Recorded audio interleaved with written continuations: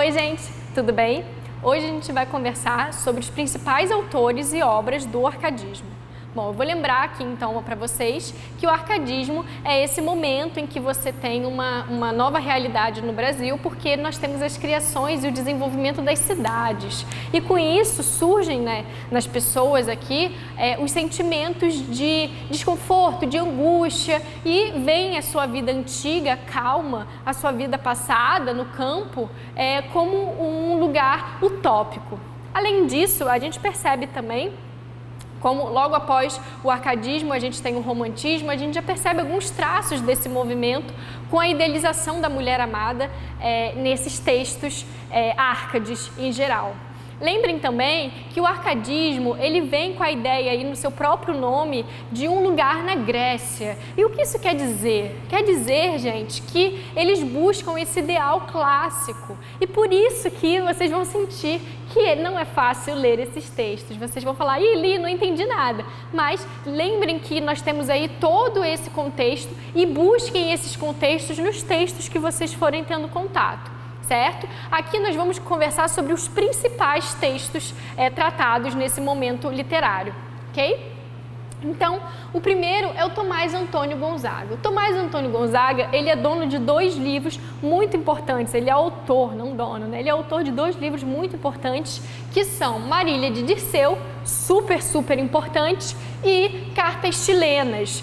Marília de Dirceu é escrito em liras, e aí lira, você vai lembrar que lira é um instrumento musical. O que isso quer dizer em termos de poesia, em termos de literatura? Quer dizer que é um poema voltado muito para o som, muito preocupado com esse som. Certo? Então, quando nós temos aí Marília de Dirceu, nós temos esses poemas em lira, com uma estética muito parecida com a estética clássica grega, né? Então, a gente tem esse primeiro livro.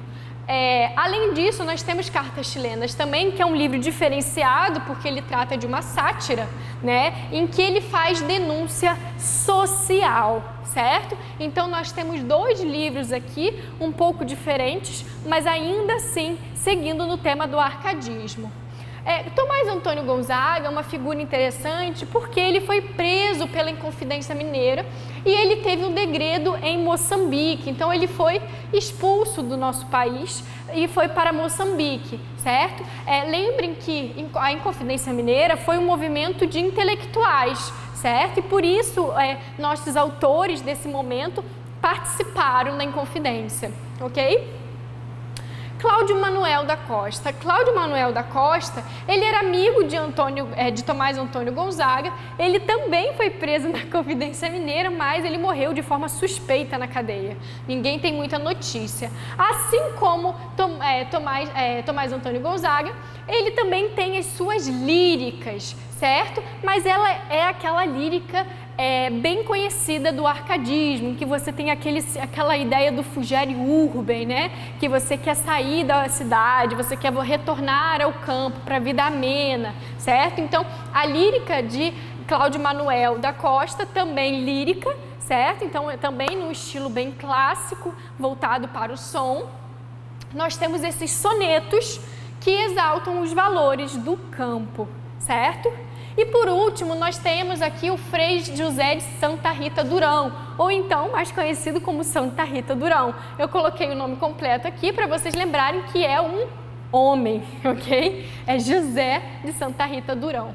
Bom, José de Santa Rita Durão, ele fez um texto super clássico, mas ele trouxe um tema um pouco diferente, que é o tema indianista, certo? O que isso significa? Significa que nós temos um texto em que se coloca como tema o índio, tranquilo? Então, ele faz algo diferente do que foi apresentado até então, mas ele ainda assim remonta ao ideal clássico. Ele é muito parecido, tanto na estética quanto no conteúdo com Camões, Luís Camões. Vocês já devem ter ouvido falar dele, né?